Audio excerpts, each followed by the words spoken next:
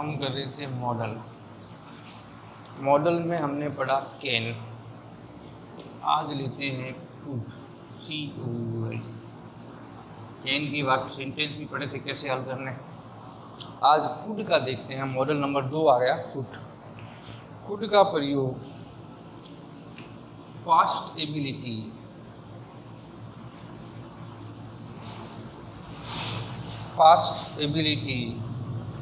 और कैपेबिलिटी यानी भूतकाल की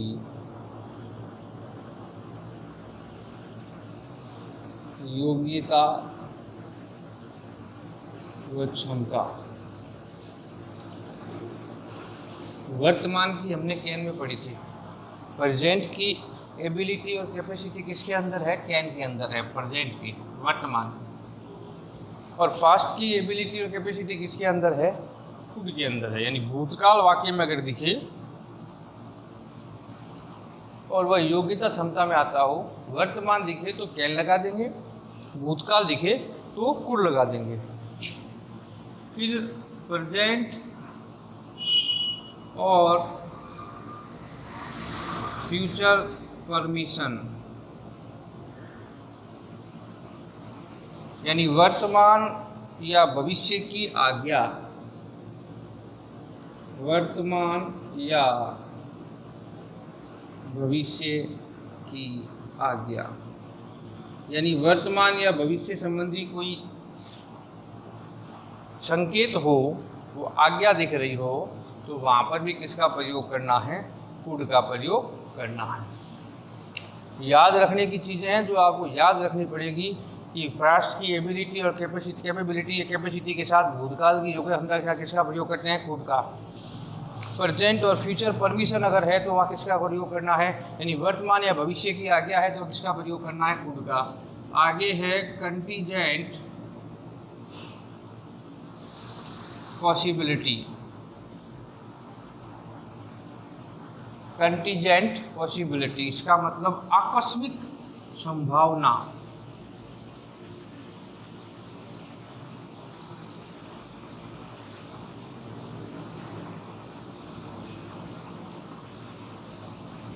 आकस्मिक संभावना यानी कंटीजेंट बोलते हैं, कंटीजेंट पॉसिबिलिटी, आकस्मिक संभावना के साथ भी किसका प्रयोग करना है? कुड का प्रयोग करना है। पोलाइट रिक्वेस्ट आ जाए,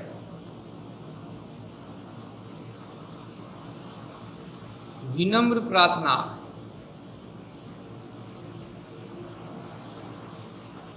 किसका प्रयोग करना है? कुड का प्रयोग। तो आपको क्या याद रखना है? कुड जो है वो पास्ट की एबिलिटी और कैपेसिटी को बताता है। कुड क्या बताता है? भूतकाल की योग्यता व क्षमता, पास्ट यानी भूतकाल की। और प्रेजेंट और फ्यूचर की कोई परमिशन है, इसमें संकेत प्रेजेंट और फ्यूचर का आया है, आज्ञा है वर्तमान या भविष्य की, तो वहाँ पर कुड का प्रयोग करना है। कोई कंटीजेंट पॉसिबिलिटी है यानी आकस्मिक संभावना है, आकस्मिक कोई संभावना व्यक्त हुई है तो वहाँ पर किसका प्रयोग करना है? कुड का प्रयोग करना है। विनम्र प्रार्थना है कोई तो वहाँ पर भी किसका प्रयोग करना है?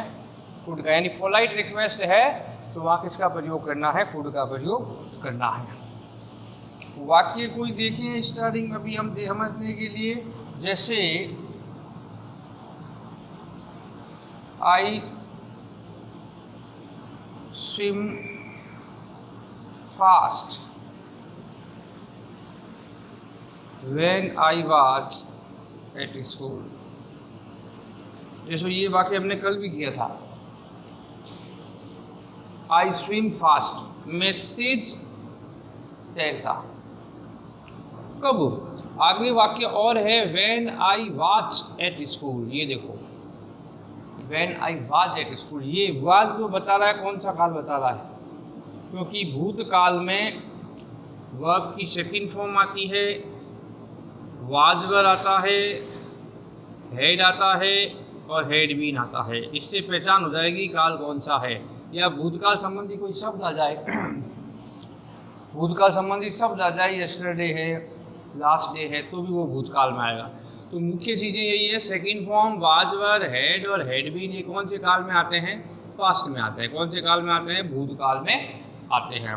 तो ये जो वाक्य पढ़ा कि मैं तेज स्विम करता था, अगर ये नहीं लिखा हुआ है तो हम यहाँ पर किसका प्रयोग कर देंगे? कैन का। नीचे वाली लाइन नहीं है तो आई कैन स्विम फास्ट, मैं तेज स्विम कर सकता हूँ, ठीक है। लेकिन इसमें वाक्य आगे जुड़ा हुआ है कि कब? जब मैं स्कूल में था तो तेज क्या कर सकता था? स्विमिंग कर सकता था। तो इसका मतलब ये भूतकाल में चला गया, इसलिए यहाँ कैन नहीं लगाना है, कुड लगाना है। इस बात पर गौर कर लें, क्या बताना चाह रहा हूँ मैं। आगे देखो, he learn fast when he was young। he learned fast माने सीखना, तेज सीखता, बहुत तेज सीखता। कब? जब he was young, जब वो जवान था, यानी अभी जवान नहीं है, वो भूतकाल की बात कर रहा है। जब वो जवान था तो क्या करता था? जल्दी जल्दी किसी चीज़ों को सीखता था।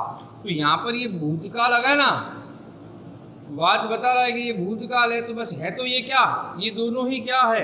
एबिलिटी में आता है। एबिलिटी में आता है। एबिलिटी यानी योग्यता में। योग्यता कैन में भी है और कुड में भी है। लेकिन भूतकाल आ जाए तो वहाँ कैन नहीं लगाएंगे, वहाँ क्या लगा देंगे? कुड लगा देंगे। और पीछे कोई वाक्य ना हो भूतकाल का तो वहाँ पर हम किसका प्रयोग कर देंगे? कैन का प्रयोग करेंगे। इस बात को विशेष ध्यान रखना है कि भूतकाल है या नहीं है, इसके बारे में विशेष आपको गौर करना है। भूतकाल आ रहा है या नहीं आ रहा है। ये था पास्ट की एबिलिटी और कैपेसिटी के बारे में। अब ये जो प्रेजेंट और फ्यूचर परमिशन है, ये कैसे होती है? जैसे I use it now,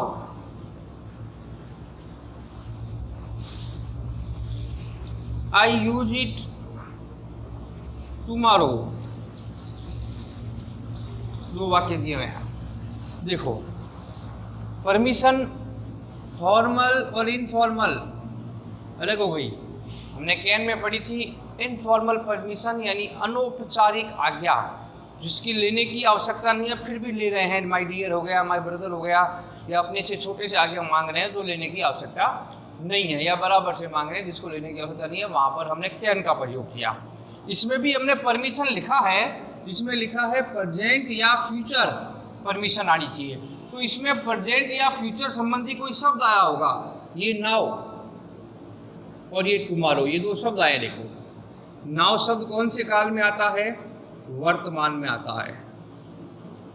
tomorrow कौन से काल में आता है? भविष्य काल में आता है। इस प्रकार आप पहचान करोगे कि प्रश्नवाचक वाक्य आए जिसमें वर्तमान संबंधी कोई शब्द आ जाए या भविष्य संबंधी कोई शब्द आ जाए, तब अपने को प्रश्नवाचक वाक्य में किसका प्रयोग कर देना है? कुड का प्रयोग करना है। Could I use it now, could I use it tomorrow. तो इसमें ये था कि वर्तमान या भविष्य की आज्ञा हो जिसकी आपको पहचान हो जाए कि ये वर्तमान संबंधी शब्द आ रहा है या भविष्य संबंधी शब्द आ रहा है। पहले आपको उसको पहचान करनी है, फिर वहाँ पर कुड का प्रयोग करना है। और कल वाला वाक्य अलग था, उसमें था आई यूज इट माई ब्रदर। वो अपने भाई से पूछ रहा था या अपने फ्रेंड से, आई यूज इट माई फ्रेंड। वहाँ पर ये जो पीछे जो दिया हुआ हो वहाँ पर अपने को किसका प्रयोग करना है? कैन का प्रयोग करना है, क्योंकि वो इनफॉर्मल परमिशन में आएगा। लेकिन कोई वर्तमान संबंधी शब्द आ गया, नाउ है, एवरी डे है, एवरी मंथ है, एवरी वीक है, एवरी ईयर है, इसमें टुमारो है, नेक्स्ट डे है, नेक्स्ट मंथ है, नेक्स्ट वीक है, नेक्स्ट ईयर है, ऐसा कोई शब्द प्रश्नवाचक के साथ आ जाए, इसका मतलब वह भविष्य की या वर्तमान की योग परमिशन को बताता है। वहाँ पर आगे आगे हमें क्या लगा देना है?